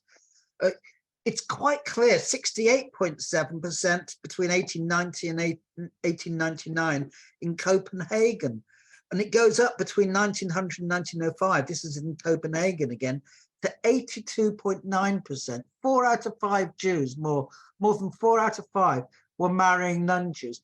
There is absolutely no doubt in my mind that if it hadn't been for the resurrection of the Jewish question in Eastern Europe, anti-Semitism, and the mass emigration of the East European Jews to the West, that the Jews in Western Europe would have assimilated to the non-Jews. Just mathematically, they would have shrunk to almost vanishing point, except for a few Orthodox. I mean, I agree with you. I mean, you know, my parents were Orthodox Jews, and the greatest sin that you can commit is to marry a non-Jew. Traditionally, your father will say the prayer for the dead, the Kaddish, over someone who marries out. You know, I did marry out. I married someone who was a Catholic, and my father never knew. I mean, I wrote to my mother, if you want to know, and I thought that she would cut me off, but she didn't. But I was sworn to secrecy, never to tell my rabbi father. I imagine many Jews have gone through that, but marrying out today in Britain, I mean, it's 40 to 50%. It doesn't therefore mean your genes disappear, but I am really not a geneticist, so I find it difficult to answer in any detail your question, except to say that under feudalism, yes, there was very little marrying out, if any. You know, I mean, you were a heretic, you were excommunicated, you could be thrown from the top of the building in certain parts of Poland because the rabbis had that power. But under capitalism and an emancipation, Jews were free to marry out. That's why the Zionists hated it. They saw that Jews were disappearing, were being assimilated. I mean, their main enemy was assimilation. I mean, many Zionists were on record as saying we should thank our persecutors. Herzl said that anti-Semitism had the divine will to good about it, because it kept us together. The pressure of anti-Semitism was what was needed to preserve the Jews as a separate people. So you had this social phenomenon. And of course, it was the rise of German nationalism, which traded on the memory of the Jews under feudalism, which weaponized anti-Semitism in the way it did. But I have to tell you, I mean, the majority of Germans, there's no evidence that they were persuaded of it. The Nazis had to work very, very hard with their films and their propaganda and Riefenstahl and so on to try and persuade ordinary Germans that the Jews were their enemies. I don't believe that they ever succeeded. And I say, I mean, under the Nazis, there was resistance, although, of course, resistance was a very dangerous matter and got you executed. So I hope I don't think we'll agree on this, but thank you for the question. Move on. We've got two more comrades who want to ask a question or make a comment. First, it's Dan Lazar. Can I just go and get a drink because my mouth is getting... Sure. Just 2 minutes.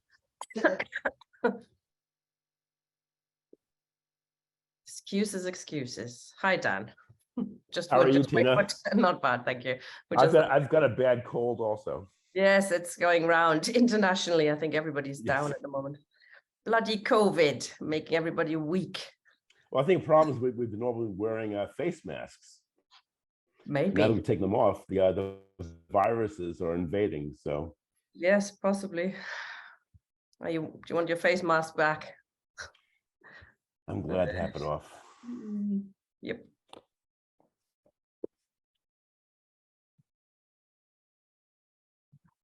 Okay, comrades, we're just waiting for Tony, who's thirsty. Probably didn't expect to be answering so many questions. That's okay, that's fine. Go ahead. Sorry. Literally, my mouth is... Okay, Dan. All right. So excellent talk, Tony. I agree with just about everything you said. 90% at least. But a couple of points. One is the question of the origins of the Jewish diaspora, which is really an interesting question. I mean, everyone assumes that the Jews left Palestine. There was a wonderful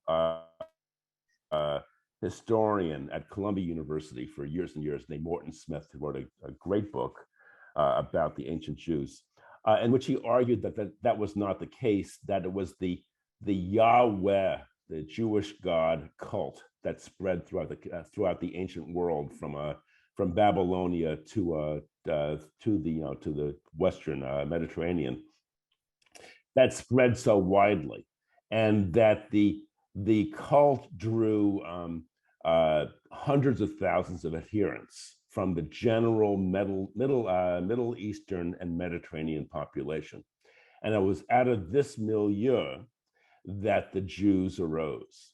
So yes, they all retained loyalty to the temple in Jerusalem. They all thought of themselves as somehow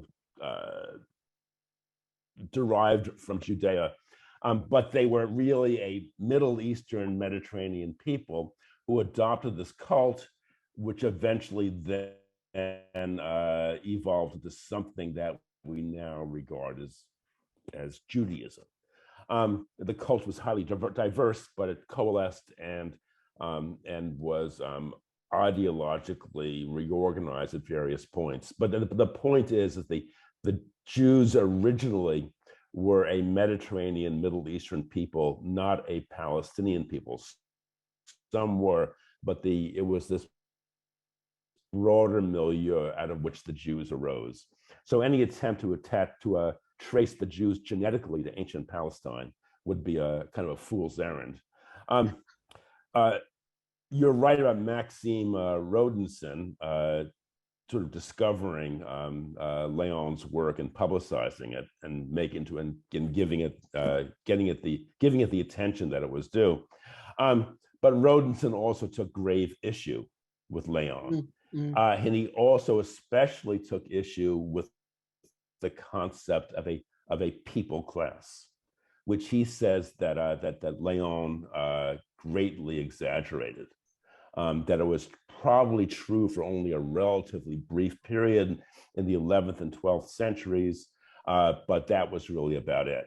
For example, if you read ancient sources and read Josephus describing the Jews in the 1st century AD, there's no indication of the Jews being a commercial people. They were artisans, and they formed very compact communities throughout the Roman world.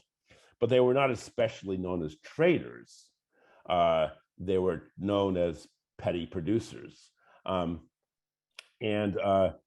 They essentially emerged as traders following the Muslim conquest, ironically, when Jews were rapidly urbanized and then emerged as major conduits between the Christian and Muslim worlds. So they came to essentially take charge of trade between those two sectors. But Rodenson thinks that Leon got this one significant aspect wrong. He really thinks that he just made too much of it. And I guess that's really about all I have to say. The one other point is you sort of offhandedly referred to the Red Army as stopping outside of Warsaw so that the Nazis could wipe out the Polish resistance. That's a canard. The Soviets were stalled militarily. Even Timothy Snyder, the right-wing historian, is so prominent these days. Yes. Says that the Soviets the Red Army was stalled militarily. There's no question. There is no indication of a kind of a Machiavellian decision to stop outside of Warsaw so that the Nazis could do their dirty work. That's a canard made up by Polish Stalinists and Western right wingers. That's really about it. And I guess also the last thing is the Khazar thesis is really discredited, and I don't care what Shlomo Sands says. There's just no indication. It's not even quite clear the Khazar Empire even existed. The evidence is very sparse as to whether it did convert to Judaism, and that there's zero evidence that the converts, if they did exist, formed any significant portion of the Polish Jewish population. So that's it. Thank you very much. Well, you've covered quite a great area in a very short time, if I may say. As regards the decision of the Russian army to stop outside Warsaw, I think the balance of opinion is that it was a deliberate decision. But I have to say, I'm not a military historian. And so, I mean, all I can offer is an opinion. Whether it's true or not, or whether that is a fact, I really can't go any further. I mean, you may be right. I simply don't know. As regards the Jews, as regards to Rodinson, his major criticism, as far as I'm aware, is that the people class theory didn't apply to Arab Jewry. That it was a different circumstances altogether. Their relationship with Muslims throughout Arabia, Yemen, what is now Saudi Arabia, and of course Iraq. I mean, there was a Babylonian exile after the fall of the First Temple, which was actually the center of Judaism. There's two Talmuds. There's a Babylonian Talmud and there's a Jerusalem Talmud, and it's the Babylonian Talmud which is the authoritative version. So it's very clear that Jews had spread widely throughout the Middle East well before the advent of Christ. And yes, they would have, people would have been attracted to them. I mean, how widespread that was and whether it was a growing phenomena. So it actually created a whole new set of, if you like, Jewish communities. Again, I cannot say. I mean, it really is for historians of that period, and I'm not a historian of that period. So, I mean, it's an interesting thesis. As regards to Khazars, certainly Leon gives credence to it. We know Arthur Kestler, who was a revisionist Zionist at one time, wrote a book, The 13th Tribe, which he ascribes to the Khazars. So I think there is a fair amount of evidence that the Khazars did play a role. How significant it was, it is very difficult to say, because at certain periods, the Jews were proselytizing. So they weren't just simply keeping to themselves, if you like, or people assimilated to the Jews, because being Jewish in certain periods of time, say in Poland and elsewhere, was extremely advantageous. I mean, the Jews were far better off in terms of their living standard compared to non-Jews, which is why this kind of lachrymose version of Jewish history is such nonsense. It just treats Jews as passive victims of oppression wherever they went, whereas they were agents and actors in their own rights. Sometimes they suffered, sometimes they profited, and they lived comfortably. But at the end of the day, I think we have to accept that the Jews of Europe established themselves and became thriving communities, but they were subject, as capitalism developed, to increasing persecutions, which were really economic. It was the ascending bourgeoisie which saw them as competitors. I mean, that was what anti-Semitism was. It was, if you like, the expression of economic and political competition. And obviously they suffered, I mean, with the great peasant massacres, because that's what they were, in essence, Chmielnicki and York and so on. So you had this ebb and flow, but it completely contradicts the Zionist version, which Leon, in essence, wrote the book to answer. And I think in that sense, it's correct. As regards trading people, well, artisans, you know, I mean, I mentioned that Jews occupied certain niche positions like goldsmiths, silversmiths, and so on, and that directly derived from their role as traders. So I don't think there's any counterposition between the two. But I mean, that was what Leon argued, that the trades that the Jews adopted flowed out of their role as traders. As to how widespread it is, I don't know, but there were Jewish quarters in these cities dotted around the Mediterranean, and merchant quarters were not unique, of course. I mean, they happened throughout Asia. I mean, I didn't mention it, but the Chinese were called the Jews of Asia, the Jews of South Asia, because they fulfilled a very similar role to the Jews, and they suffered all the same stereotypes about Jews were common to the Chinese, for example, and also other groups who fulfilled those roles. And it's no accident, for instance, the Armenians, who are traders, suffered their own Holocaust, in a sense, by the Turks. I mean, I didn't mention, I mean, because the Turks and the Germans were allied in the First World War, and there's evidence that German troops were present at those massacres, and they actually learnt quite a bit and took that knowledge, if you like, when it came to the Second World War. So that's my response, however inadequate. I can't really comment on your theory of the explosion of the Yahweh cult. I've not come across that, but it's an interesting theory. Thank you, Daniel. I hope I've answered at least some of them. But yes, Shlomo Sands was certainly advocated the Khazar theory, but he wasn't alone in that. So it's a subject of great contention. Certainly, I think the ruling class of Khazar converted to Judaism. Whether the whole of the land did, it was situated, I think, between the Caspian and the Black Seas. I don't think we'll ever know, really. And genetics can really only tell us part of the story anyway. Thanks, Dan. Thanks. Tony. Philip is the last. Hi. Yeah, I want to make two comments, and one of them is a question as well.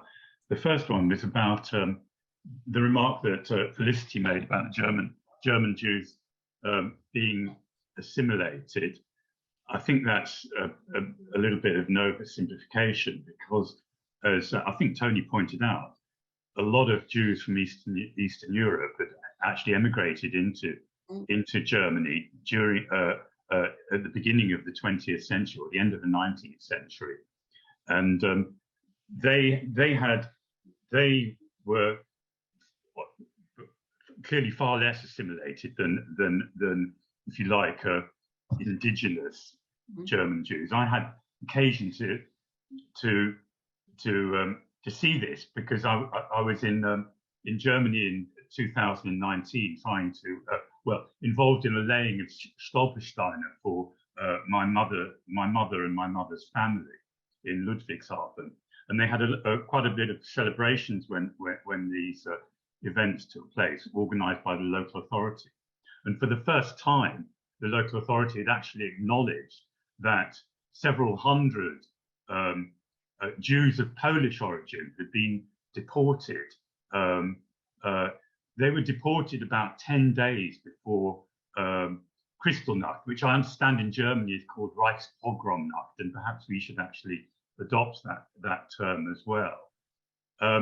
So they acknowledged this for the first time, you know, and which perhaps should have been an indication to some other people that something was going to happen to the Jews of the more assimilated indigenous Jews as well. The Polish Jews were sent to a kind of no man's land, and I expect almost all of them perished during the Second World War. The Polish government wouldn't receive them back. And they were much poorer, right? I mean, you could give an example. My grandfather was a lawyer, right? And I read and he was also left wing. He was a member of the RKF, anyhow, the militia. He wasn't a militia member, he was a lawyer, right? But he was a lawyer for the militia, I think, that was set up by the CP, but wasn't entirely Communist Party members. And then there's an interesting autobiography by someone called Rose Kanan, who came from the same town, Ludwigshafen, right? She was, her family were Jews of Polish origin, and they were incredibly poor. Like eight of them lived in a tiny flat in what was a fairly wealthy city, because it was the headquarters of, and still is, the headquarters of BASF, the chemicals company of Zyklon B fame. Her family, I think there was about one or two employed there, and there was a cobbler. She was a maid for a Jewish family of German origin. She managed to escape, and her family did as well, and they became cobblers in Stoke Newington. The other comment I wanted to make is about Abram Leon. I mean, I put up a couple of links in the chat. Ernest Mandel wrote a biographical sketch of Abram Leon in 1947. It's on the Marxist archive. I don't know, can't find my copy of Jewish Question, so I don't know if it's the same as what was put in the edition of the Jewish Question, but it does talk about the origins, the development of Abram's views and how the book, The Jewish Question, came into being. And this biographical sketch was published in 1947. So I think it must have been known about a bit. The book must have been known about a bit beforehand, and I don't know when it was first published. Incidentally, the American SWP has republished it, taking out Ernest Mandel's introduction and putting in an introduction which talks about left anti-Semitism and opposes BDS, right? Again, I've put a link to an article about them talking about this at a meeting in Cuba, where Cuban people are saying, oh God, isn't this interesting? I've never heard about this left anti-Semitism stuff. It's an absolutely despicable thing for them to do, right? And lastly, Tony mentioned the efforts of the Trotskyists in Belgium and France to proselytize, I suppose, amongst German soldiers. There's a very interesting biography of the person who led that process. He's called Martin Monat, right? And the biography is by someone called Nathaniel Finkel. That looks back to front to me. I don't know if it is to you. And it's published by Pluto. I put a link to a review that I wrote of it. It's a very interesting book, and at the back of it, it's got a translation into English of every single edition of Arbeiter und Soldat, which is the paper that they distributed amongst German soldiers. Right, thanks. I don't know really what to say. I don't know whether Mandel's biography or sketch was the same one as he wrote in 1947. The Jewish question itself was published, I think, for 1946, maybe 1947, fairly soon after the end of the Second World War, but it was really forgotten about, I suppose. And Maxim Rodinson, I mean, he didn't discover it, but he certainly resurrected it and he popularized it. And I think that was a major contribution to our understanding. I didn't know about the American SWP. I mean, I don't know a great deal about them, except they're no longer the same as the British SWP. I think they were at one time. But if they know, you shake your head, maybe you're right. I'm never very... They were the American section of the FI until... All right, okay. But if they've gone down this left anti-Semitism route, I really don't know what you can say, because if you're on the left, you're not anti-Semitic, and it's not a phenomenon. I'm not saying people on the left can't be anti-Semitic, but it's a general phenomenon.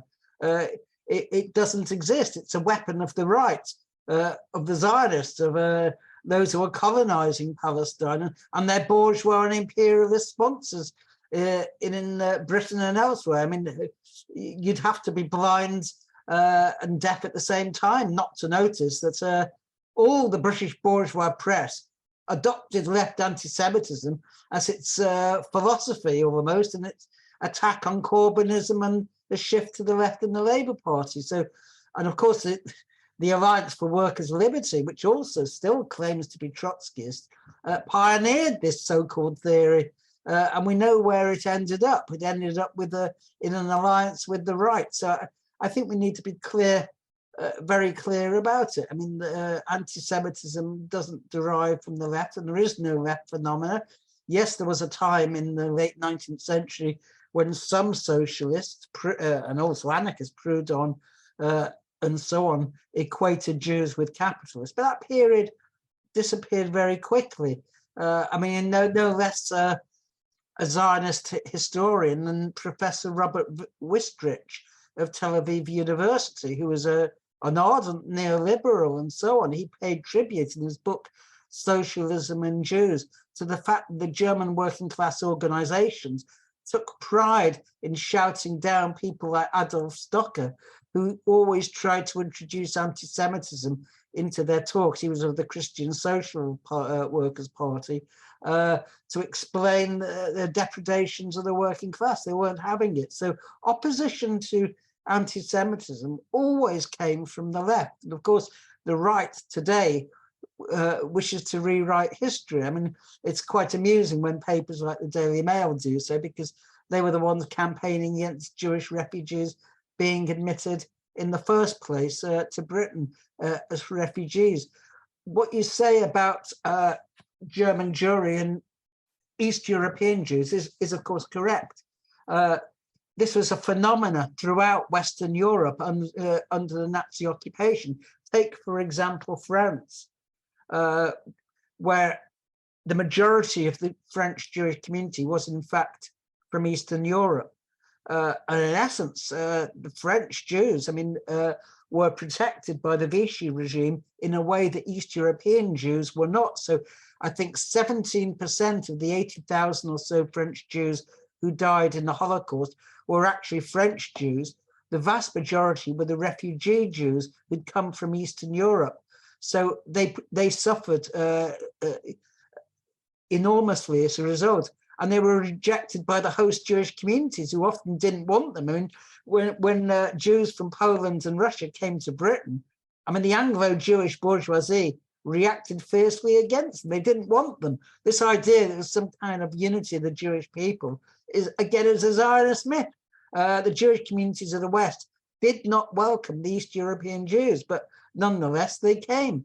And as you say, just before Kristallnacht, I mean, what sparked off Kristallnacht, or was the pretext for Kristallnacht, was the assassination by Herschel Greenstein of Ernest Roth in Paris, a German embassy official whose parents had been deported, as you say, from Germany to Poland and were stuck in a no man's land in between, suffering enormously as a result. My understanding is the Polish government did accept them in eventually, and so they didn't re-enter, if you like, Poland.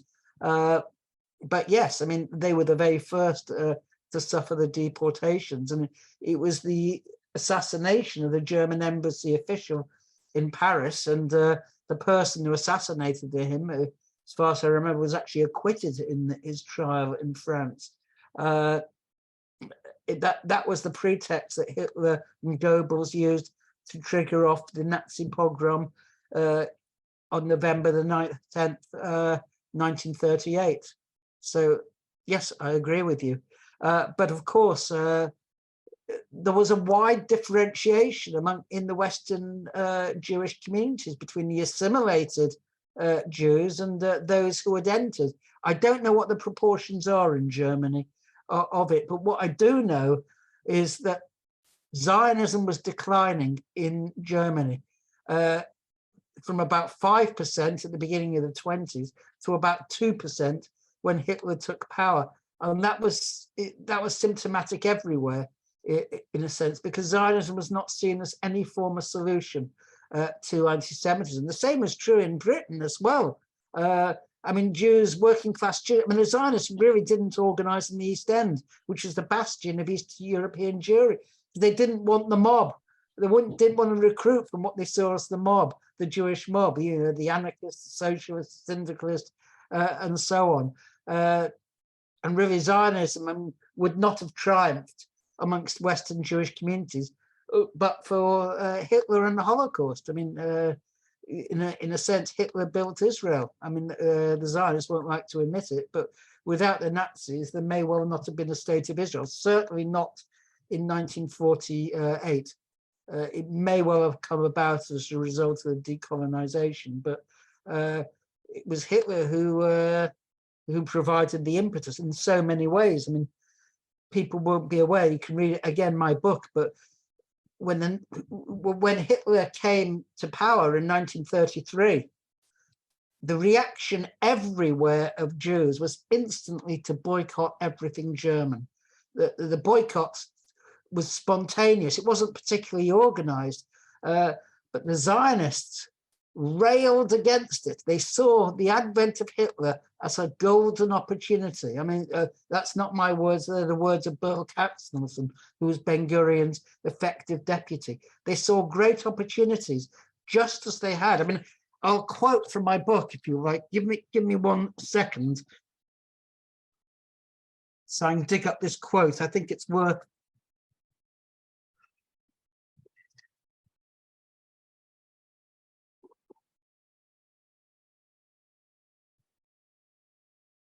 Right, yeah, here it is. As the European Holocaust, this is from Noah Lucas. He was a critical Zionist historian based at Sheffield University.